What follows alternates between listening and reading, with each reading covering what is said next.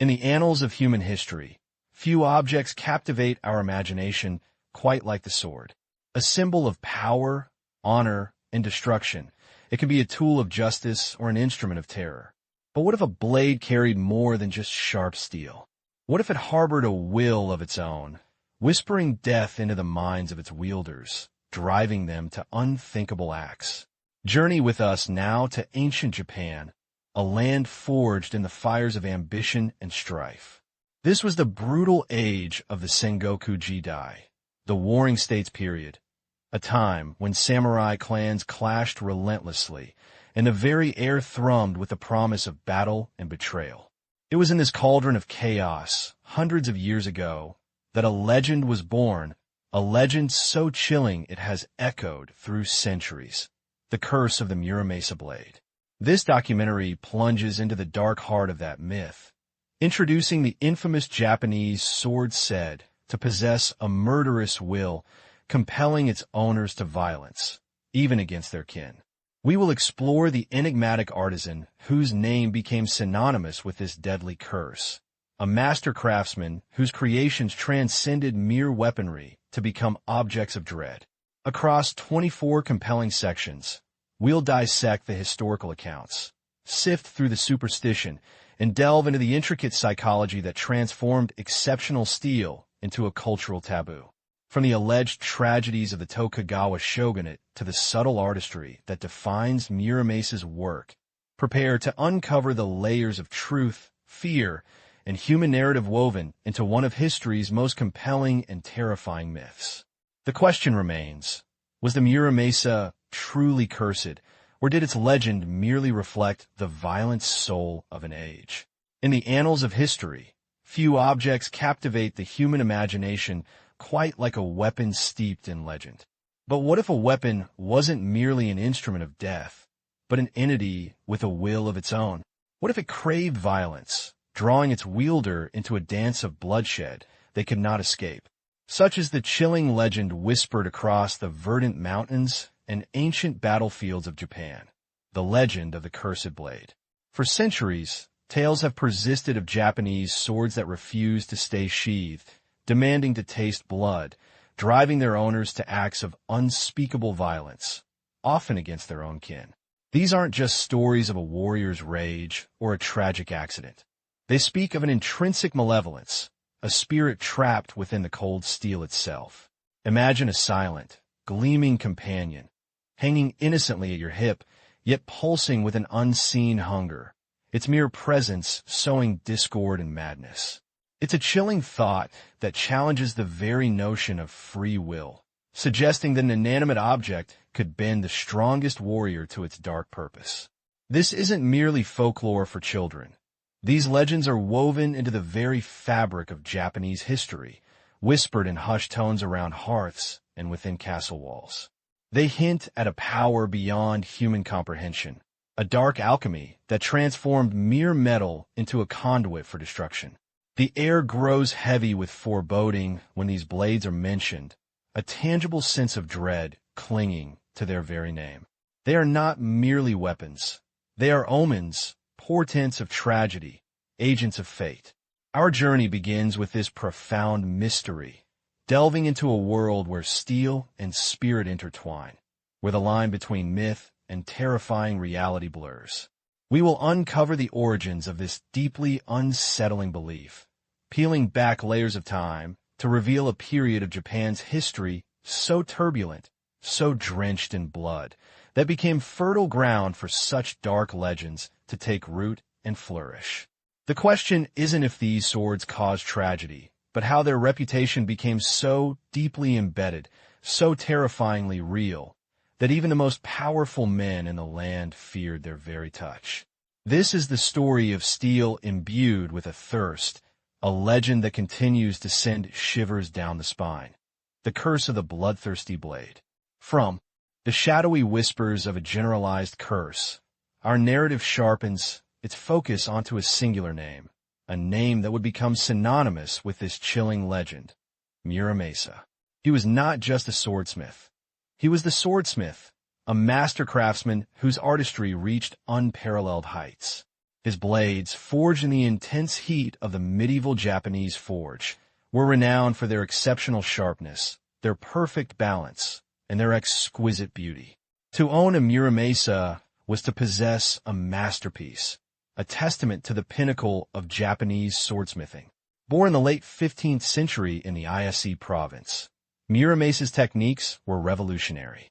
He pushed the boundaries of metallurgy and design, creating swords that cut with an almost supernatural ease, their edges holding their keenness through countless battles. Warriors across Japan coveted his work, knowing that a Muramasa blade could turn the tide of skirmish, severing armor and bone with terrifying efficiency. He was celebrated, his name whispered with awe and respect among samurai who understood the true value of a flawless weapon. Yet, a dark shadow began to fall over this illustrious reputation. It's a paradox rooted in the very excellence of his craft. The same sharpness, the same deadly efficiency that made his blades so coveted eventually became the source of their infamy. As the legends grew, so too did the perception that his swords possessed an uncontrollable spirit, a bloodlust ingrained in their very steel.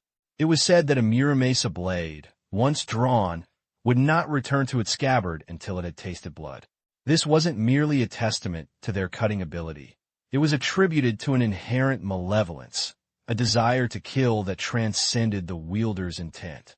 Muramasa's name, once a beacon of unparalleled skill, slowly morphed into a byword for dread and misfortune. His genius, rather than being purely admired, became tinged with suspicion, as if his profound understanding of steel had somehow tapped into something primal and dangerous. He became, in the popular imagination, not just a smith, but a conduit for a darker force, a master of a deadly art whose creations were as dangerous to their owners as they were to their enemies. This shift from venerated artisan to purveyor of cursed instruments is central to our understanding of the cursed blade, a transformation born not just of folklore, but of a deeply troubled historical period. To truly comprehend how the legend of Muramasa became so deeply ingrained, we must plunge into the crucible of its birth, the Sengoku Jidai, or Warring States period. From the mid-15th century to the early 17th century, Japan was not a unified nation, but a fractured mosaic of warring provinces, each lord vying for ultimate control.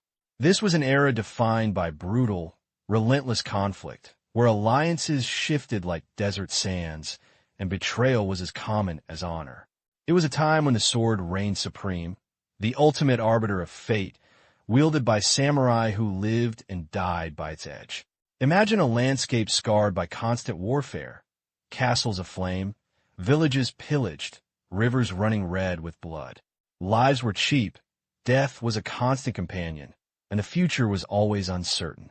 Loyalty was a rare commodity, often tested by political maneuverings and sudden power shifts.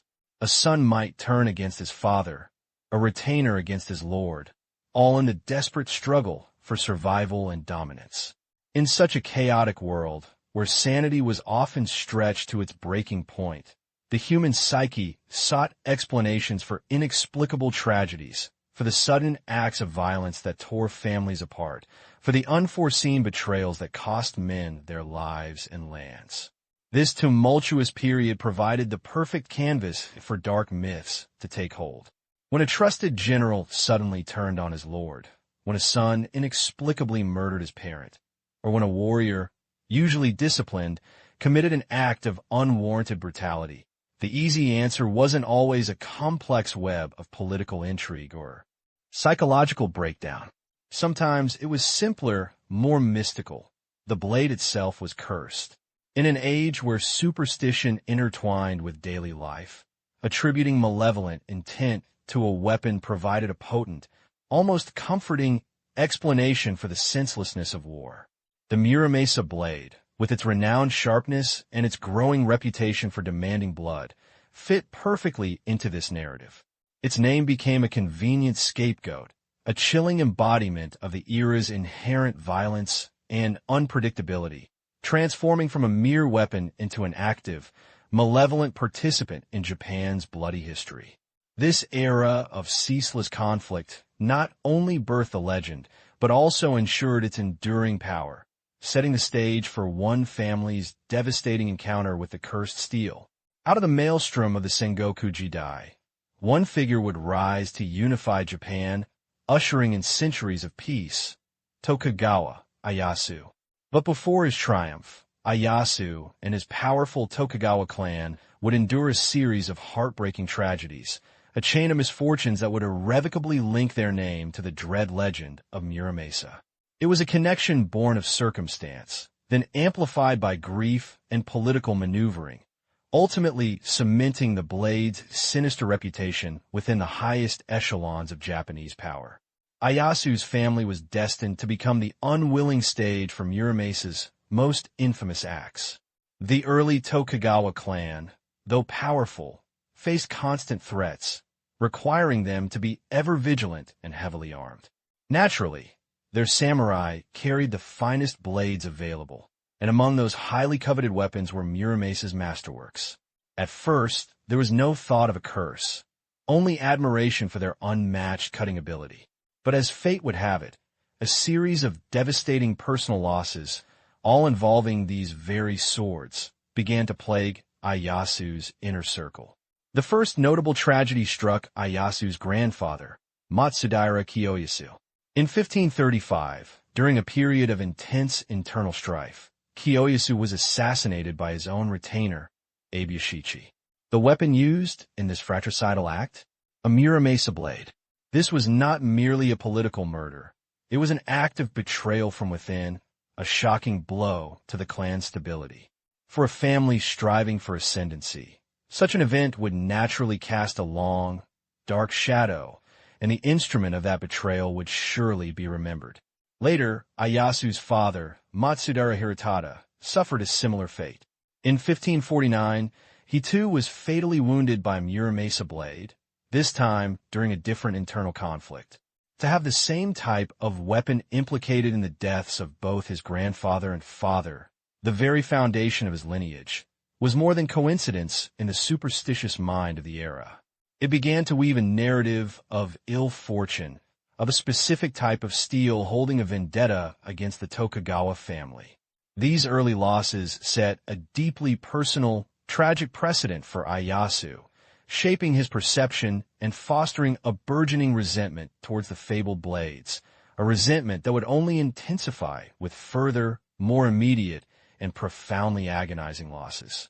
The accumulated misfortunes involving Muramasa blades within the Tokugawa clan reached their agonizing peak with a personal catastrophe that would forever scar Ieyasu: the forced suicide of his eldest son and heir, Matsudaira Nobuyasu. This event, steeped in political intrigue and profound heartbreak, cemented Ieyasu's anathema towards the fabled swords, transforming a growing apprehension into an unyielding hatred. Nobuyasu, a young man of considerable promise and Ieyasu's direct successor, found himself caught in the treacherous currents of Sengoku politics. Accused of treasonous conspiracy with the rival Takeda clan by Ieyasu's powerful ally, Oda Nobunaga, his fate was sealed. Though Ieyasu himself may have harbored doubts about his son's guilt, the political pressure from Nobunaga was absolute. To refuse would mean war, a conflict Ieyasu could not afford. Thus, in 1579, at the age of just 21, Nobuyasu was commanded to commit seppuku, ritual suicide, to uphold his father's alliance and prevent further bloodshed. The instrument chosen for this tragic duty was, chillingly, a Muramasa blade. Whether by grim coincidence or deliberate design, the sword that ended the life of Ieyasu's beloved son was one of the very blades whose presence had already haunted his family for generations. Imagine the scene: a hushed tatami room, the ritual unfolding with solemn precision, and the glint of that infamous steel in the dim light. For Ieyasu, this was the ultimate betrayal by fate, a wound that would never heal. His own son, his legacy, cut down not by an enemy on the battlefield, but by a forced hand, with a blade carrying his family's cursed history. The death of Nobuyasu was a pivotal moment. It transformed the murmurs of a family curse into an undeniable, palpable reality for Ieyasu. The loss of his son, compounded by the chilling repetition of the Muramasa's involvement, drove him to a state of profound personal animosity. The blades were no longer just powerful weapons or instruments of past tragedies. They had become active agents of his deepest sorrow, extensions of a dark, unseen force working against his family. From this point forward, the Muramasa was not merely feared. It was reviled, its very existence an insult to the burgeoning power of the Tokugawa shogunate, and a direct threat to Ieyasu's peace of mind. The shadow of Muramasa had already claimed Ieyasu's grandfather, his father, and tragically, his beloved son, Nobuyasu. But fate, it seemed, was not yet finished with him. In a cruel twist that would solidify his personal conviction of the blade's malevolence, Tokugawa, Ieyasu himself, would experience the terrifying touch of a Muramasa blade, further deepening his visceral hatred and proving, to him, the undeniable reality of their cursed nature. During his relentless campaign to unify Japan, Ieyasu was a veteran of countless battles, a man hardened by war and accustomed to the omnipresent threat of injury. Yet it was not on the open battlefield, facing a declared enemy, that this particular incident occurred. The historical accounts speak of an incident during a less direct engagement, or perhaps even a training exercise, where Ieyasu sustained a wound from a Muramasa blade. The specifics are somewhat shrouded in the mists of time, but the outcome was clear: a cut, a gash, a painful reminder of the blade's ability to pierce flesh, even his own. Consider the psychological impact. A man who had survived assassins, endured betrayals, and masterminded the defeat of formidable foes, now finding himself personally injured by the very type of weapon that had brought so much sorrow to his family. This wasn't merely a physical wound. It was a psychological scar, a confirmation of his deepest fears.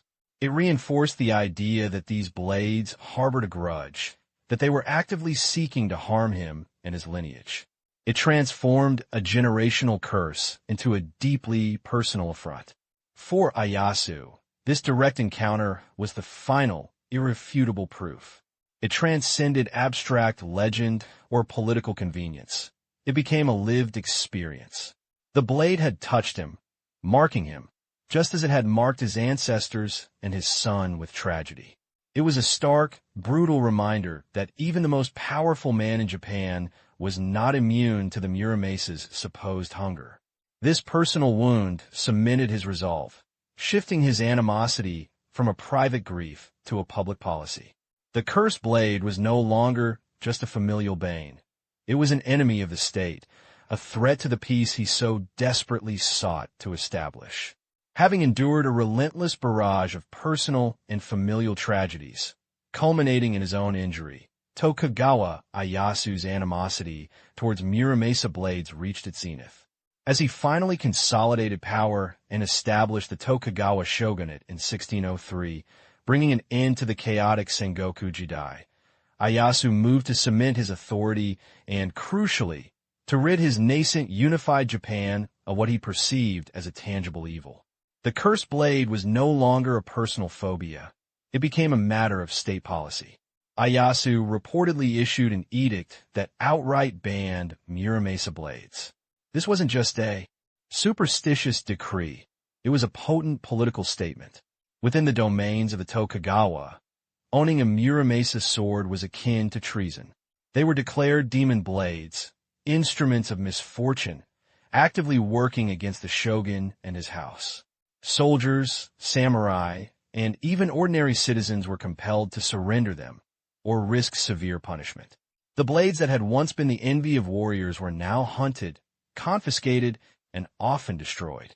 This dramatic outlawing had a profound effect. It reinforced the legend, transforming it from a mere superstition into an official truth endorsed by the highest power in the land. For Ieyasu, it was a way to symbolically excise the tragedies that had plagued his family, to metaphorically sheathe the curse that had taken so much from him. But paradoxically, this ban also gave the Muramasa blades a new, powerful symbolism. They became relics of defiance, icons of resistance. For those who resented Tokugawa rule, or harbored dreams of rebellion. Possessing a Muramasa blade became an act of overt political opposition. To carry one was to make a statement. I defy the shogun. I am unafraid of his power, and perhaps even of his curse.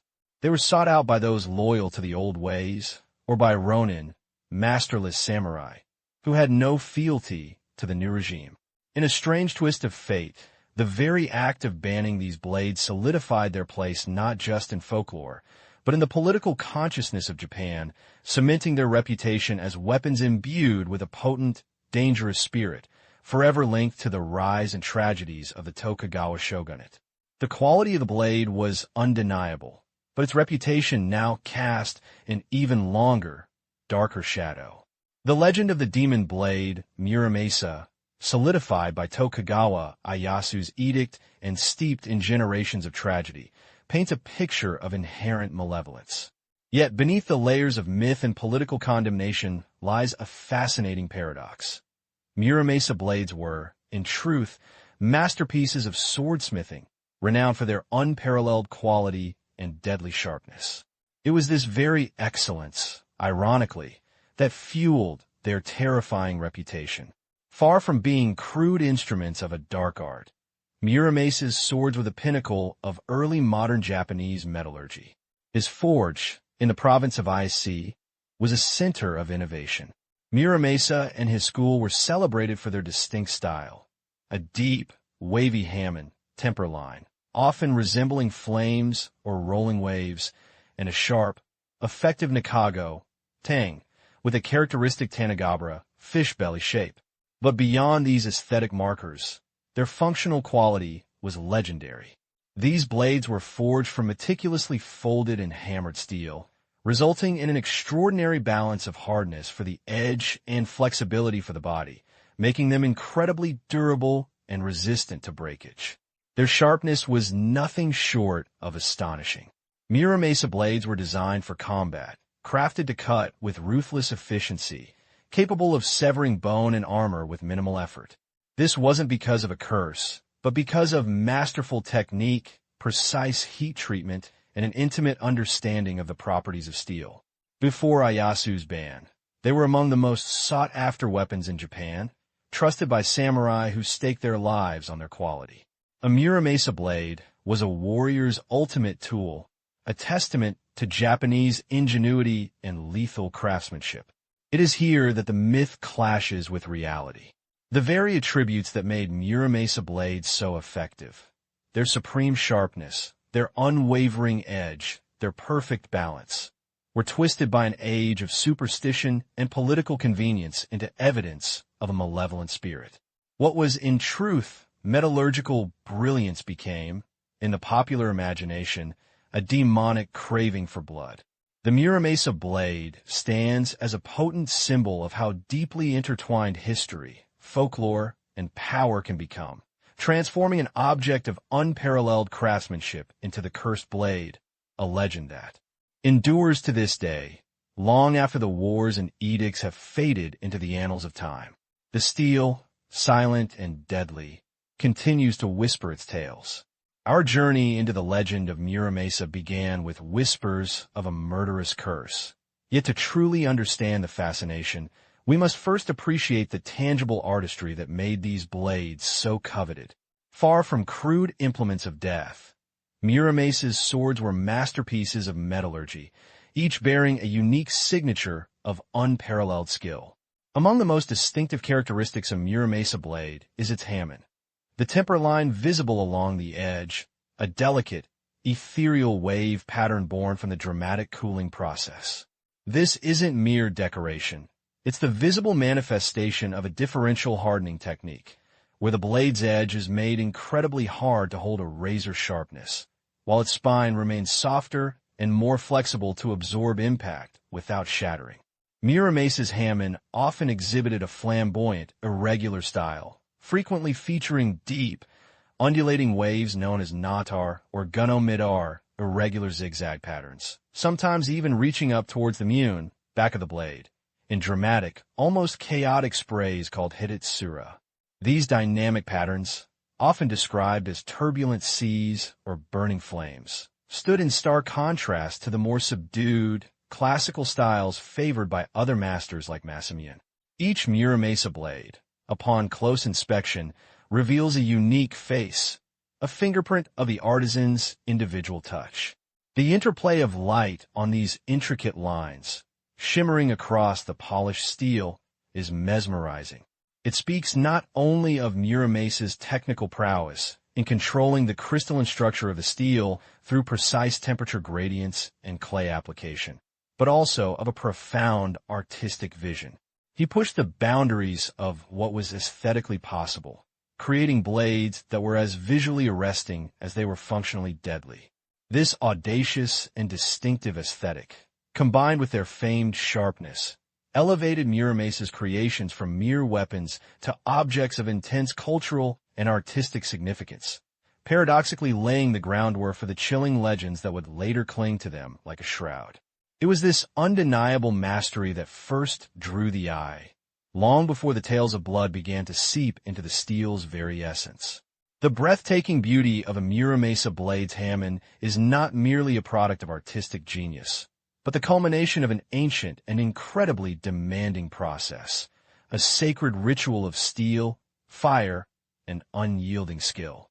To fully grasp the essence of these legendary weapons, we must journey back to the roaring heat of the Tatara furnace, where the very soul of the katana was born. The process began with setetsu, black iron sand, carefully smelted over days in a clay furnace, producing tamahagane, chunks of raw steel with varying carbon content. This was the seed of the sword. The master swordsmith, or toji, revered as much as a priest as an artisan, would select the tamahagane, discerning its quality through instinct honed over decades. The steel would then undergo a relentless cycle of heating, folding, and hammering. Folded upon itself countless times, perhaps 10 to 15 times, resulting in thousands of microscopic layers. Impurities were forced out, and the carbon content was evenly distributed. Each fold was a prayer, each strike of the hammer, a meditation. This kitai, the folding process, produced the distinct grain pattern, ***, visible in the finished blade, a testament to the immense labor and precision involved. But the true magic and the secret to the hamon lay in the ikebutsuchi, a special clay mixture. Applied meticulously to the blade's surface, a thick layer on the spine and a thin layer on the cutting edge, this clay acted as an insulator. During the final, critical step of quenching, plunging the red-hot blade into water, the spine cooled slowly, remaining flexible while the thinly coated edge cooled rapidly, transforming into hard martensite steel. It was this precise application and the subsequent thermal shock that etched the hamon into the blade, a permanent record of the steel's dramatic transformation. The final stages involved extensive polishing, often taking weeks, to reveal the blade's true character, the hamon, the hata, and the subtle nuances of the steel. This entire, painstaking journey, imbued with spiritual reverence and demanding absolute perfection, created an object of unparalleled sharpness and durability. It's easy to understand how such a demanding, almost spiritual creation could be perceived to possess its own spirit, its own will, laying fertile ground for the legends, both glorious and terrifying, that would inevitably follow a master like Muramasa. The meticulous craftsmanship and legendary sharpness of Muramasa blades are undeniable. But does their cursed reputation stand alone in the annals of Japanese history? While Muramasa is undoubtedly the most famous, and perhaps the most feared, the idea of objects imbued with a spirit or a will of their own is deeply rooted in Japanese folklore. The concept of tsukamagami, household objects that come to life after 100 years, acquiring a kami, spirit, speaks to a culture that readily attributes agency to inanimate objects. It's not a far leap from a possessed umbrella to a vengeful sword. Indeed, throughout Japanese history, other blades have garnered their own legends, though rarely matching Muramasa's particular brand of bloodlust. Take, for instance, the legendary Kusanagi no Tsurugi, one of the three imperial regalia of Japan, said to have been found inside the tail of the eight-headed serpent Yamata no Orochi. This blade is revered, a symbol of divine power, not a weapon of indiscriminate murder. Or consider the swords of Masamune, often depicted as Muramasa's stylistic rival and moral opposite. Legends say Masamune's blades were so benevolent that they refused to harm the innocent, drawing only when true evil was present, a stark contrast to Muramasa's alleged thirst for blood. Yet, even beyond such mythical comparisons, there are other historical accounts of swords believed to bring ill fortune or possess unusual properties. The Honobami Tashiro, a blade said to bite the bone, was believed to be so sharp it could cut through bones effortlessly. While not cursed in the Muramasa sense, it highlights the awe and apprehension with which powerful weapons were regarded. Similarly, stories abound of swords that seem to hum with a life of their own or refuse to be drawn against certain targets. However, none carry the widespread, chilling narrative of actively compelling their owners to violence, or of repeatedly bringing ruin upon specific lineages, quite like Muramasa's. It seems that while the Japanese reverence for the spiritual essence of objects allowed for many legendary blades, Muramasa occupies a unique, singular space within this cultural consciousness. His blades are not merely powerful. They are portrayed as intrinsically malevolent, actively seeking bloodshed. This distinctiveness, perhaps amplified by specific historical events, suggests that the Muramasa legend is not just another story of a magical weapon, but a powerful, almost singular narrative that transcends simple folklore, pushing us to explore its deeper psychological and political dimensions. From the intricate patterns of Muramasa's blades to the wider tapestry of Japanese legendary weapons, a common thread emerges: the human mind's enduring quest to find meaning in the inexplicable. But what if the true curse lies not in the steel itself, but within the very human psyche that perceives it? This is where the profound power of suggestion takes root, sowing the seeds of fear and legend. Our brains are wired to identify patterns, to connect disparate events, to create narratives that bring order to chaos. When tragedy strikes, especially repeatedly or inexplicably, the human mind struggles to accept randomness. Instead, it seeks a cause, an explanation, however improbable, an object that is already associated with violence. A sword becomes a convenient vessel for this projection. When an owner of a Muramasa blade meets a violent end, or commits a heinous act, the sword becomes not merely an instrument, but an agent, a malevolent force driving the horror. This psychological phenomenon is known as apophenia, the tendency to perceive meaningful connections between unrelated things, and its more specific manifestation, pareidolia, where we see patterns or faces in random stimuli. In the context of Muramasa, a series of misfortunes involving a blade with a fierce aesthetic could easily be perceived as proof of its inherent wickedness, especially in a culture already steeped in animism and the spiritual essence of objects. The fear isn't just of the weapon, but of what it represents, an uncontrollable, destructive force that transcends human will. It's a primal fear, the terror of succumbing to an external, unseen influence. The legend provides a powerful, albeit terrifying, explanation for human suffering and violence. It offers a narrative comfort in its simplicity. It wasn't a choice, it was the blade. This externalization of blame, while perhaps providing psychological relief, also reinforces the legend, turning it into a self-fulfilling prophecy. Every subsequent misfortune linked to a Muramasa blade simply tightens the grip of the legend, making it ever more real in the collective consciousness. The blade, therefore, becomes a symbol not just of master craftsmanship, but of humanity's deepest fears and its constant struggle to rationalize the irrational. The true curse might be the one we unwittingly place upon ourselves, born from our own perception and the stories we choose to believe. The psychological tendency to seek patterns finds its most dangerous ally in confirmation bias, a cognitive trap that profoundly shaped the Muramasa legend. Once the narrative of the cursed blade took hold, the lens through which history was viewed irrevocably warped. Every misfortune, every act of violence, every inexplicable tragedy involving a Muramasa blade was not merely observed. It was interpreted as irrefutable proof of the curse's existence. Consider the plight of the Tokugawa clan. As we've learned, members of the family suffered numerous unfortunate incidents with Muramasa blades. Tokugawa Ieyasu himself lost his father, grandfather, and adopted son, among others, to violent ends or through seppuku using Muramasa swords. While these events were undoubtedly tragic, they occurred over decades in a period of intense warfare and political intrigue.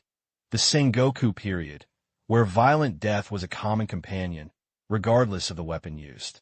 However, once the curse narrative gained traction, fueled by Ieyasu's personal losses and perhaps by lingering superstitions, these incidents became evidence. What happened to the countless other Muramasa blades that saw no ill fate, that served their owners faithfully without incident? Well, the samurai who wielded them honorably lived long lives and died peacefully. These instances were simply ignored, forgotten, or never recorded, precisely because they did not fit the compelling, terrifying narrative. Confirmation bias ensures that information supporting a pre-existing belief is readily accepted and amplified, while contradictory information is dismissed or overlooked. The legend fed on itself, growing stronger with each attributed tragedy, regardless of statistical probability or actual causation. Historical records, often written by those in power or influenced by prevalent beliefs, further cemented this bias. Accounts of battles or assassinations might have selectively highlighted the Muramasa connection, adding an ominous detail that resonated with the burgeoning legend. The more people believed, the more incidents were retrospectively reinterpreted to fit the narrative, creating a formidable historical echo chamber. Thus, the Muramasa legend became an almost unassailable truth, not necessarily because of objective facts, but because of the powerful, insidious filter of confirmation bias that meticulously pruned away any inconvenient truths, leaving only the chilling, compelling story of the cursed blade intact. The chilling narrative of Muramasa's curse, amplified by confirmation bias, eventually transcended mere folklore, becoming entangled with the highest echelons of power in Japan.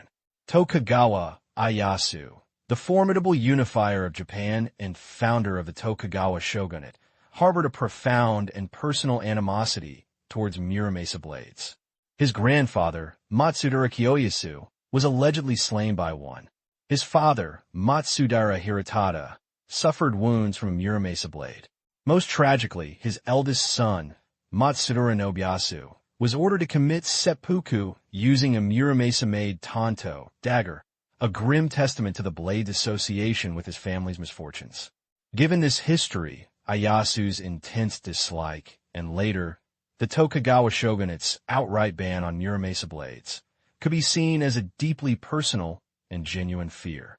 After generations of tragedy, it's plausible that the clan genuinely believed the swords carried an inherent malevolence directed at their lineage. Yet, history is rarely so simple. A fascinating theory suggests that the ban on Muramasa blades was not merely born of superstition, but was a calculated act of political propaganda, a subtle yet potent weapon in the consolidation of Tokugawa power.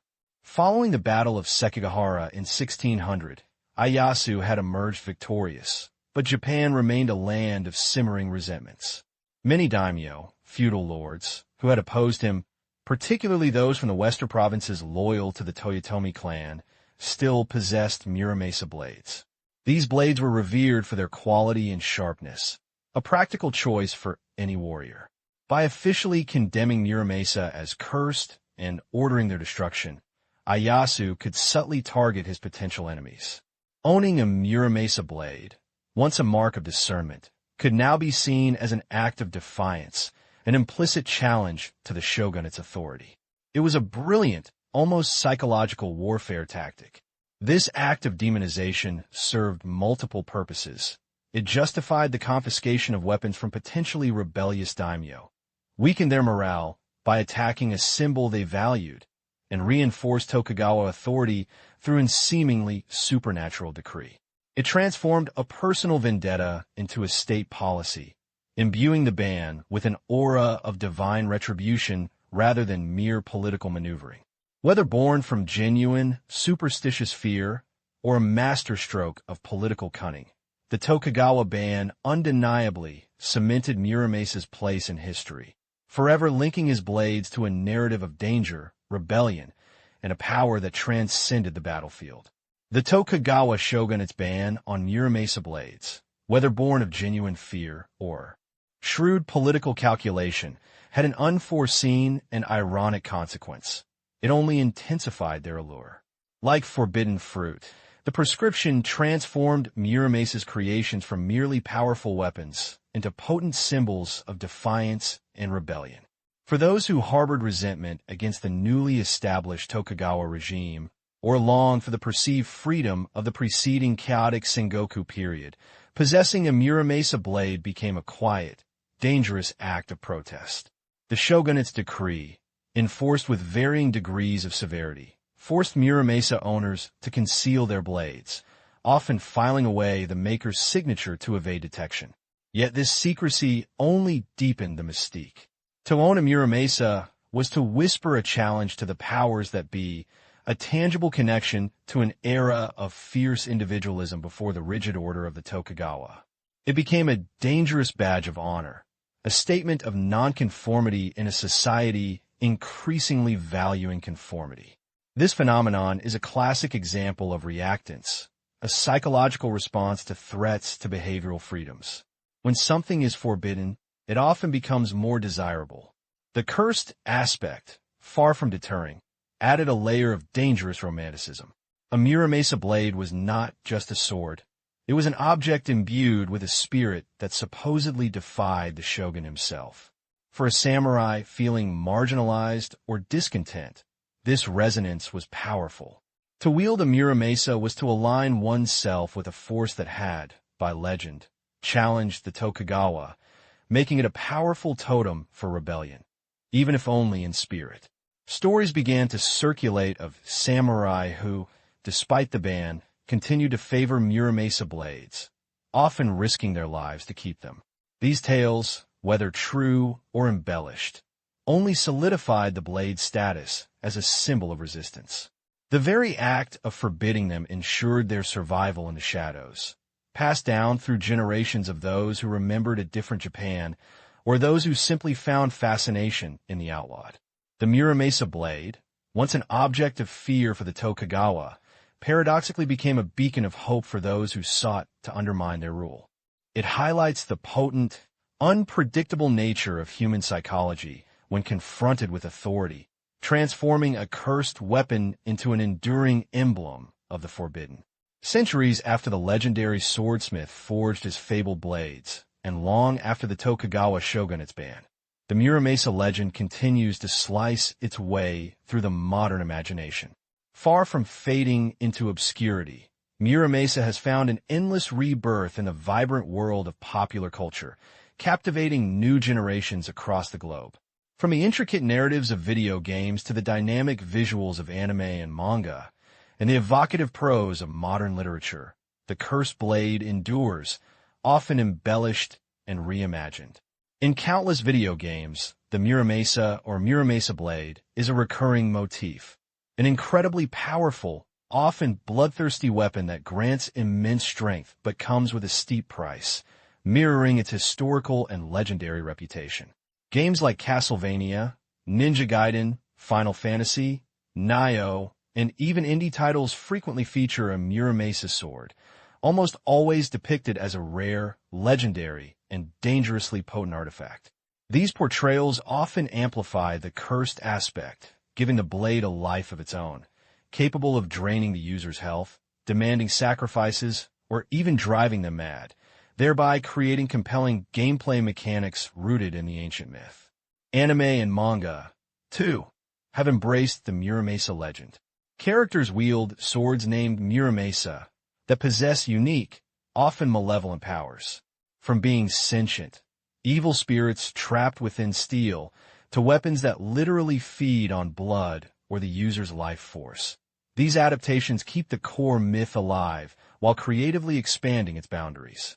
The visual medium allows for spectacular depictions of these legendary blades, their hamon glowing ominously, their swings leaving trails of dark energy, cementing their iconic status. Modern literature also continues to explore the themes of ambition, corruption, and fate associated with the Muramasa, offering new interpretations and psychological depth. This continuous reinvention speaks volumes about the enduring power of a good story. The Muramasa legend offers a potent cocktail of history, mystery, craftsmanship, and supernatural terror, a perfect recipe for captivating audiences. Each new iteration in pop culture introduces the legend to a fresh audience, ensuring that the whisper of the cursed blade never truly dies. It transforms a centuries-old Japanese myth into a global phenomenon, proving that some legends are simply too compelling, too terrifying, and too deeply etched into the human psyche to ever truly be forgotten. For the modern connoisseur of Nihonto, the Japanese sword, few names stir such conflicting emotions as Muramasa. These blades, forged centuries ago, represent an undeniable zenith of craftsmanship, a testament to an artisan's singular skill honed in the crucible of the Sengoku Jidai. Yet, they carry a burden unlike any other, the chilling whisper of a curse, a legend of murder and madness that has clung to their polished steel like an indelible stain. For serious collectors, this presents a profound dilemma. On one hand, Muramasa swords are exceedingly rare. The sheer passage of time, coupled with the brutal attrition of centuries of warfare and the infamous Tokugawa prescription, means that surviving examples are few and far between. Each authentic Muramasa is a historical artifact, a tangible link to a pivotal era, imbued with the spirit of its age. Their distinctive hamon, the temper line, often displays unique patterns like gunno midair or tor midair, intricate and aggressive, a signature of their master's genius. Their sagata, or overall form, speaks of unparalleled balance and lethal efficiency. To acquire one is to possess a piece of living history, a masterpiece revered for its aesthetic and technical brilliance. Yet, the shadow of the legend persists. Imagine a collector, perhaps a wealthy industrialist or a seasoned enthusiast, finally coming across a genuine Muramasa. The blade is perfect, its history impeccable, its beauty undeniable. But as they hold it, do they feel the cold steel against their palm, or the weight of 1,000 whispered warnings? Is it merely a valuable investment, or a harbinger of ill fortune? Some might embrace the notoriety, seeing it as part of the blade's mystique, elevating its status further. Others, however, might shy away, unwilling to invite the malevolent reputation into their homes, choosing instead a more auspicious lineage of swords. This duality creates a peculiar market. While demand exists due to their rarity and craftsmanship, the stigma can suppress prices among more superstitious buyers, or, conversely, inflate them among those who value the macabre narrative. Reputable auction houses and private dealers often find themselves navigating this complex psychological terrain, balancing historical accuracy with folkloric dread. The Muramasa, therefore, remains more than just a sword.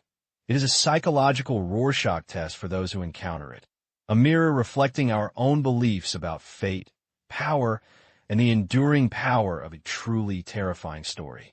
It forces us to confront the boundary between fact and fear, between the tangible art of the blade and the intangible dread it evokes.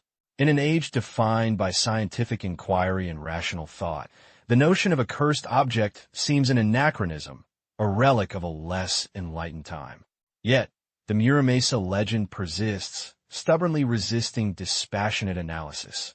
From a purely scientific perspective, the claims of supernatural malevolence emanating from a blade of steel simply do not hold water.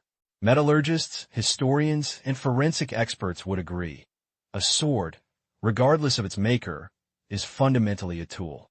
It is an intricate alloy of iron and carbon, shaped by heat, hammered, folded, and quenched with remarkable skill. Its qualities, sharpness, resilience, balance, are products of precise engineering and centuries of refined technique. There is no known scientific principle or observable phenomenon that could imbue a piece of metal with conscious intent, let alone a murderous will. The atomic structure of the Muramasa is no different from any other katana of its era. It does not hum with dark energy, nor does it radiate an invisible force compelling its wielder to bloodshed. When we examine Muramasa blades under a microscope, we see crystalline structures, grain boundaries, and traces of slag, telling a story of the smithy, not of spirits. Chemical analysis reveals the specific impurities in the steel, the carbon content, and the precise heat treatments that create its legendary edge retention and cutting power. The Hammond is not a mystical aura, but a differential hardening line, a visible manifestation of martensite and perlite formation. These are the undeniable facts of metallurgy, devoid of mysticism. The true magic of Muramasa lies not in any inherent supernatural property, but in the sheer human ingenuity and dedication required to create such a weapon. Its lethal efficacy in the hands of a skilled warrior was undeniable, a testament to the artisan's unparalleled skill. The blade doesn't kill. The person holding it does. The curse, then, must be a projection, a manifestation of human fears, ambitions, and the raw, unbridled violence that defined the age in which these swords were wielded. It is a story we tell ourselves, a narrative born from the human psyche, not from the cold, hard steel itself. Despite the rigorous scrutiny of science and the clear distinction between steel and spirit, the legend of Muramasa continues to cast its long, chilling shadow across the centuries. This phenomenon begs a deeper question. Why do certain legends, particularly those imbued with a sense of terror and the supernatural, endure with such stubborn resilience? Why do we, as humans, cling to stories that defy logic and reason, even as we possess the tools to dismantle them? The answer lies deep within the human psyche, in our fundamental need for narrative. We are storytelling creatures, using tales to explain the inexplicable, to imbue the chaotic world with order, and to confront our deepest fears.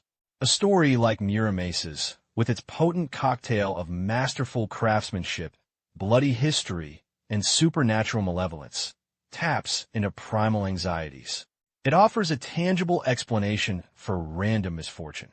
The tragedies that befell the Tokugawa clan, for instance, are more palatable when attributed to a cursed blade than to mere happenstance or human error.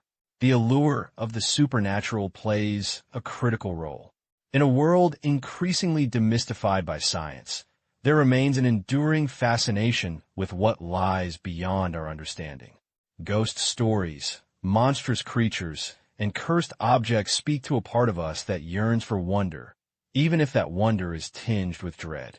The Muramasa blade becomes a conduit for this fascination, a focal point for our collective imagination, transforming from a simple weapon into a symbol of unchecked, unholy power. Over generations, these stories become woven into the very fabric of a nation's culture. They are passed down through folklore, immortalized in literature, adapted into plays, and eventually into modern media like manga and anime. The Muramasa legend is no longer just a tale. It's a cultural touchstone, a shared understanding that transcends its historical origins. It serves as a cautionary tale, a conversation piece, and a thrilling exploration of the darker aspects of human nature. The legend endures not because it is factual, but because it is powerful, a testament to the enduring human need to believe in something greater, more terrifying, and more mysterious than ourselves. If the Muramasa blade is not scientifically cursed, then where does the perceived malevolence truly reside? Our journey into this chilling legend inevitably brings us back to the most complex and unpredictable element of any conflict, the human heart. A sword, no matter how exquisitely crafted, how sharp its edge, or how infamous its name, is ultimately an inert object. It is an extension, a tool, its purpose defined entirely by the person wielding it. Consider the warriors of the Sengoku Jidai, an era of ceaseless conflict, political intrigue, and brutal survival. These were individuals living under immense pressure, driven by ambition, loyalty, and often desperation. A samurai might face the agonizing choice between honor and pragmatism, life and death, countless times. When such a warrior committed an act of unspeakable violence, or fell victim to an unforeseen tragedy, the psychological toll would be immense. It is in this crucible of human experience that the curse truly takes shape. If a warrior, already teetering on the edge of mental collapse, believed their Muramasa blade was driving them to madness, that belief itself could become a self-fulfilling prophecy. The psychological burden of constant warfare, the moral injuries sustained, the guilt of past actions, these could easily be projected onto an inanimate object, particularly one already steeped in dark rumor. The blade becomes a convenient scapegoat, an external force to blame for internal turmoil or tragic outcomes. This psychological phenomenon is not unique to ancient Japan. Across cultures and centuries, soldiers have spoken of their weapons having a will of their own, particularly after witnessing profound horrors. It's a coping mechanism, a way to distance oneself from the unbearable weight of responsibility. The Muramasa legend, therefore, acts as a powerful lens through which to examine the human capacity for violence, the fragility of the mind under extreme stress, and our innate tendency to seek external explanations for internal struggles. The true curse lies not in the steel of the blade, but in the depths of the human soul, where fear, ambition, and the brutal realities of war can twist even the noblest intentions into acts of unspeakable horror. The Muramasa blade embodies a profound paradox, a duality that lies at the very heart of its legend. On one hand, it is an undeniable masterpiece of craftsmanship, a pinnacle of metallurgical art. On the other, it is a chilling symbol of terror, an artifact steeped in tales of death and destruction. This potent contrast is what makes the Muramasa so endlessly fascinating, forcing us to confront the complex relationship between beauty and beast, creation and carnage. To appreciate a Muramasa is to recognize the extraordinary skill of its smith.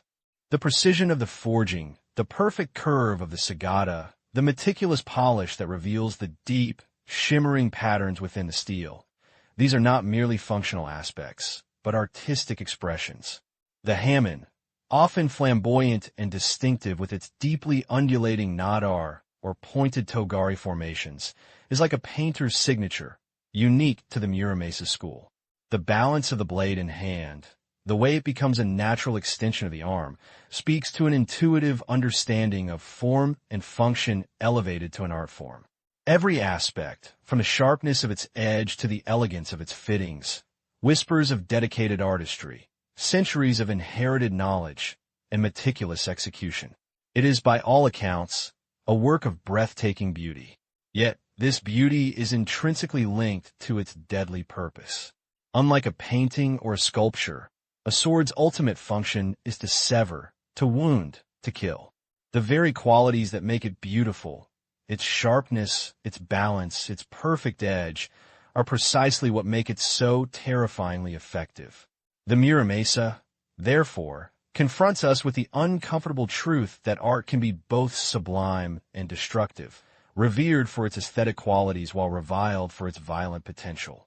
This duality forces us to question our own perceptions. Can something be truly beautiful if its primary purpose is harm? Or does the artistry involved in creating such a lethal instrument elevate it beyond mere utility, into a realm where form and function merge into a terrifying perfection? The Muramasa stands as a stark reminder that the most exquisite creations can also be the most dangerous, a testament to the profound and often disturbing contradictions that lie within human ingenuity and artistic expression. It is a blade that simultaneously inspires awe and dread, a gleaming testament to both the heights of human skill and the depths of human violence. The Muramasa legend is not just a tale about a sword. It is a profound reflection of the era from which it emerged. The Sengoku Jidai, a period spanning roughly from 1467 to 1615, was a time of unprecedented civil war, political fragmentation, and widespread devastation across Japan. It was an age marked by betrayal, ambition, and unimaginable violence, where alliances shifted like sand and peace was a fleeting dream. Even after the unification under the Tokugawa shogunate, the psychological scars of this tumultuous era lingered, shaping the collective consciousness for generations. The trauma of the Sengoku Jidai was pervasive. Entire families were wiped out, castles burned, and the very fabric of society was torn asunder. Fear, suspicion, and the constant threat of discord became ingrained. It was a time when trust was a luxury, and the greatest enemy often came from within: a rebellious vassal, a jealous brother, an ambitious subordinate. This profound anxiety about internal strife, about the hidden dangers lurking in the hearts of men, found a chilling embodiment in the Muramasa legend. The idea that a sword could incite its owner to murder, to defy authority, or to bring about ruin, perfectly encapsulated the deep-seated anxieties of a society striving for peace but haunted by its recent past. The Muramasa became a tangible symbol of that lingering chaos, a weapon that not only killed but also corrupted the soul, reflecting the fear that the internal discord of the Sengoku era could erupt again at any moment. The legends of Muramasa blades causing seppuku or leading to the demise of powerful lords were not just sensational stories. They were allegories for the dangers of unchecked ambition and the ever-present threat of betrayal that had defined their recent history. Thus, the Muramasa legend deepened its roots in the Japanese psyche. It served as a powerful cautionary tale, a reminder of the fragility of peace and the destructive potential of human nature, particularly when armed with such a potent symbol. It became an enduring echo of the Sengoku, a spectral warning whispered across the generations, reminding everyone that while the wars might have ended, the shadows they cast and the fears they engendered would persist for centuries. To truly understand the Muramasa legend, we must move beyond the mystical and engage in a critical deconstruction of its origins and longevity. Stripped of its supernatural veneer, the myth reveals a fascinating interplay of historical inaccuracies, psychological projections, and perhaps most significantly, astute political manipulation. Central to the legend's proliferation is its association with the Tokugawa clan, particularly Tokugawa Ieyasu. The narrative claims that Ieyasu harbored an intense hatred for Muramasa blades after several tragic incidents involving his family. His grandfather, Matsudaira Kyoyasu, was allegedly killed by a Muramasa. His father, Matsudaira Hiratada, suffered a wound from a Muramasa, and his son, Matsudaira Nobuyasu, was ordered to commit seppuku with a Muramasa blade. While these events are historically documented, attributing them solely to the curse of the sword conveniently deflects from the complex political realities and human decisions that truly underpin these tragedies. Kyoyasu's death, for instance, was a result of internal strife and a paranoid retainer, not the sword's will. Nobuyasu's execution was a direct order from Ieyasu, fueled by accusations of treason and conspiracy, possibly orchestrated by Oda Nobunaga. This narrative offered a powerful political tool. By demonizing Muramasa blades, the Tokugawa shogunate could subtly discredit rival daimyo who might possess them, or use the curse as a convenient explanation for any misfortune befalling those outside Tokugawa favor. It created a clear cultural distinction. Tokugawa-approved swords were good, while Muramasa, and by extension, anyone who championed them, was bad or cursed. It served as a form of propaganda, subtly reinforcing the new order and discouraging dissent. Psychologically, the myth provided a comforting externalization of guilt and tragedy. In an era of constant warfare and sudden death, The idea of a malevolent object driving events offered a simpler, albeit fantastical, explanation than the brutal realities of human ambition, political machinations, and sheer bad luck. It relieved individuals of some personal responsibility, allowing for a narrative where fate, rather than choice, dictated one's destiny. Therefore, the Muramasa myth is a rich tapestry woven from genuine historical events, human psychological responses to trauma, and a powerful political agenda.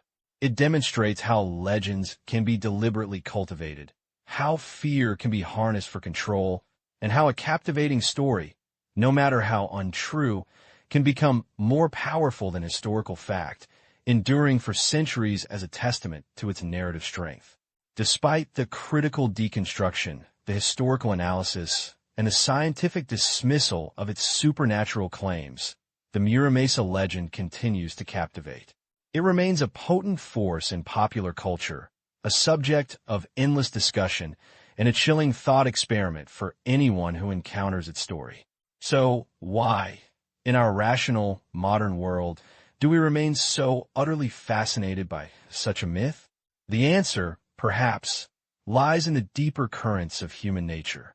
We are, at our core, creatures drawn to mystery. In an increasingly predictable world, the Muramasa offers a tantalizing glimpse into the unknown, a flicker of something beyond our current understanding. It invites us to ponder the what if. What if there is a power beyond our comprehension, imbued in an object? This inherent human desire for wonder, for that thrilling edge of danger that transcends the mundane, ensures the Muramasa's longevity. Furthermore, the legend is, quite simply, a magnificent story. It possesses all the elements of compelling drama, a master craftsman, a powerful ruling family, tragic fates, political intrigue, and the irresistible allure of the supernatural. It is a narrative that speaks to universal themes of power, destiny, violence, and the human struggle against unseen forces. A good story, well told and deeply embedded in a culture, can often outweigh the most compelling historical evidence. It satisfies our emotional needs, offering vicarious thrills and a connection to a romanticized, albeit terrifying, past. The Muramasa blade, therefore, transcends its physical form. It is no longer just steel. It is a cultural artifact, a symbol of fear, artistry, and the enduring power of myth. It reminds us that while facts provide knowledge, stories provide meaning. And in the grand tapestry of human experience, meaning often resonates more deeply than mere truth.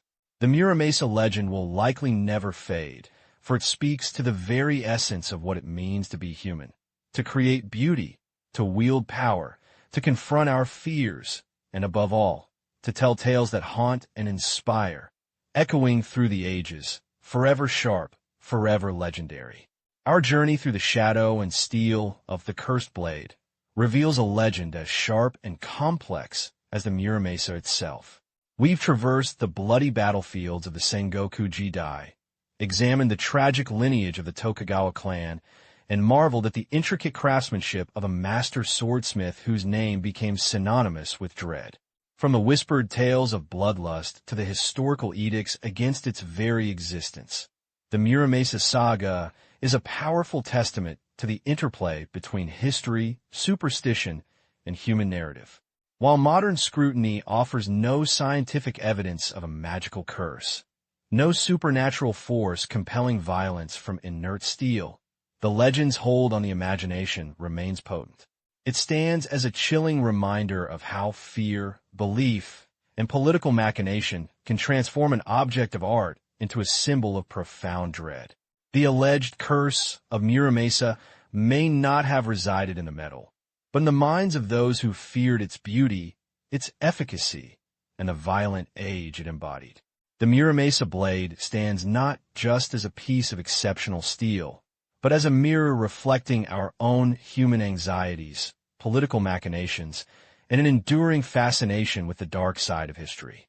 It invites us to ponder, what other objects do we imbue with such profound power, and how much of a curse truly resides in the object itself versus the stories we tell and the fears we hold within the mind of its beholder?